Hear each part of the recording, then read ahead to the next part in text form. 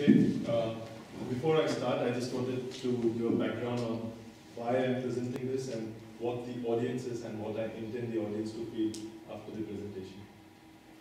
So it's just that I have come across a lot of people who want to go to India or do not want to go to India ever, but they only have second-hand information about India and they don't really know the facts or the truth about what India really is or what it's like if they go to India and what they can expect. So I thought maybe just provide some information, some first-hand information from an Indian to people who are interested or are not interested to go to India without having any good source of information. So just use that. So the title, as you can see, is Getting to Know India Better, and I have copied or actually referred to a very good picture from the Incredible India movement. The agenda for the topic, for the presentation, as I mentioned earlier, is to go through the popular beliefs of what people hold about India, how much of those beliefs are actually true, and is there more than what people know or have heard about India. At the end, if anyone is interested and if they want to know more, how can you get to know more? All that are the points that I'm going to cover as part of this presentation. First of all, you've already gone through a similar exercise, but I'd like to ask you, what does the word India bring to your mind? What does it remind you of? Taj Mahal. Taj Mahal? Okay, I add it the next time. Buddhism. Buddhism. Interesting. Curry. Yeah. And Great food. great food. Anything else? Students presenting in Mancomm. Ah, good. Cricket. Anything else? Anything new, different? Indian films. Yoga? Yeah. Lots of people. Lots of people? Trash chicken. Yeah, okay. So, based on my personal experience with people I've interacted with throughout the globe, I find that most foreigners associate India with extra hot curry, Kama Sutra and yoga, call centers, elephants, a huge population, and recently, Slumdog Millionaire. So, if we take all of these points together and form a representation, a graphical or pictorial representation of what India is, maybe Incredible India should have this picture. Funny thing, my name is Harry. But I think this is not the complete picture of what India is. India has approximately around 25,000 elephants, but no, we don't go to school on elephants. Someone asked me, one of my friends, one of my Swiss friends asked me, very excited to, did you go to school on an elephant? No, sorry to disappoint you. We have around 350,000 call center workers in India. That makes up only 0.02% of the Indian population. So no, not every other Indian works at a call center. It's indeed the birthplace of Kama Sutra and yoga. But Kama Sutra is not so commonly practiced in India. Very exercise. Extra hot curry and the huge population are not so exaggerated, though it's a fact. It's very true. So let me actually guide you through what you can expect from India. I would like to give you a realistic picture, not a fake one. So let me first go to the darker truth. Poverty. Poverty is a very real picture, a realistic picture of India. It's not made up at all.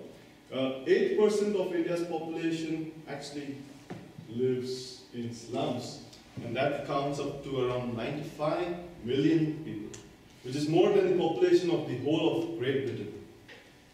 That's a big number, considering that India was the richest country in the world before it was invaded by Great Britain in the 17th century.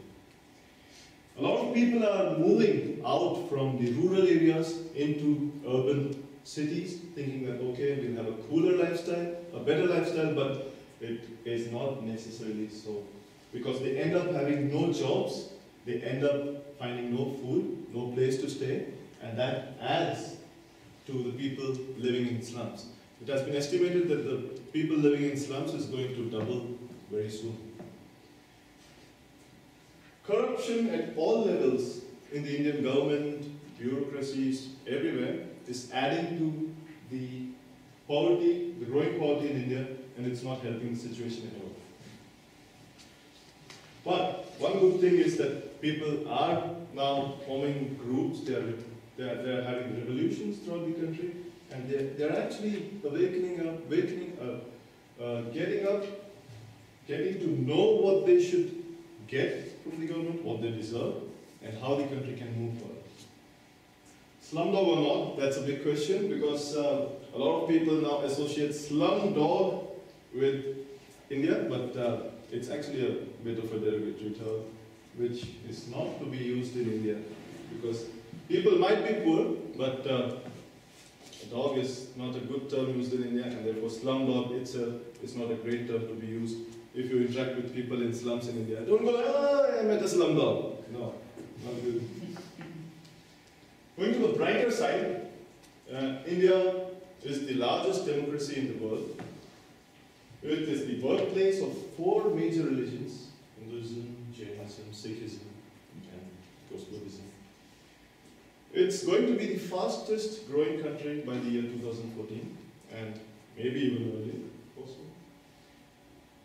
It's estimated, I'm not very sure about this fact, but 4 out of every 10 Silicon Valley startups is owed to an Indian. We are the current World Cup holders in the game of cricket. I'm not too sure if you're familiar with that game, but yeah. We are the largest railway network in the world, so if you need to travel anywhere within India, you can be assured of being able to do so in the Indian Railway. There are a lot of other points. The second largest population or pool of scientists or software engineers. We provide more than half of the outsourced IT services throughout the world. And Bollywood, the movie industry of India, I think almost everyone has heard about that. Its market share or its market capture is more than Hollywood and the movie industry of Canada combined. So I would suggest, just go get shocked. If you have seen both sides of the picture, poverty, there's some good points in India.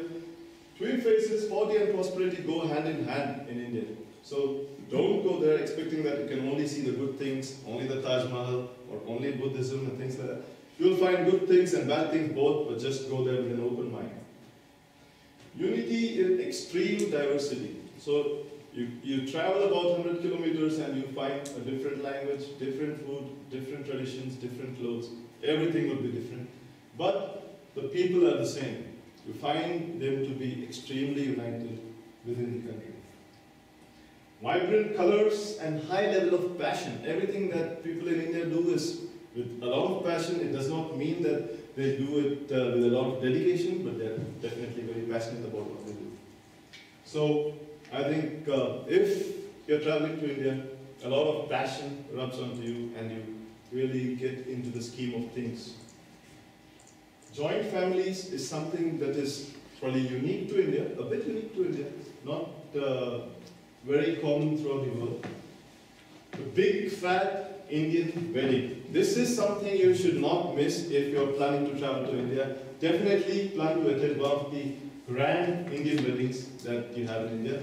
A lot of color, a lot of passion, a lot of everything else that you saw in their vibrant colors, joint families, unity in extreme diversity, all come together as part of a big fat Indian wedding. Bollywood, as we mentioned already, it's the biggest movie industry in the world, possibly. And we find all kinds of movies, a lot of dances and songs. You don't usually see the musical movies nowadays in Hollywood or in other places. So if you want to see a lot of colors, movies, songs, dances, Bollywood. At the end, if you are traveling to India and you are confused with a lot of things and you are a bit chaotic, you find a lot of unpredictability about things, trains are not on time, the colors being thrown at you and stuff like that, don't worry, because the motto in India is Sab theek hoga, which means don't worry, everything's gonna be alright. Last but not the least, how do I find more information? There's tons of information on the internet, but then a lot of it might not be correct or appropriate. So you need to cherry pick, you need to know what kind of material you need to refer to and what information you need to actually pick out of the loads of information available out there. Secondly, you can contact me. I'm at your service. I can always help you or guide you whenever required, whenever you need more information on the topic, or if you have ever decided to plan to visit India, or the other way around, if you've decided, oh, I'm never traveling to India, but first let me know why that is the case, so that I can help you out with it. That's my email ID and my website. You can always visit my website. There's more information out there, and it helps you to not go onto the tons of other material in there and not cherry picking. So, thank you and namaste. So, if you have more questions, you can ask me now or go to my website.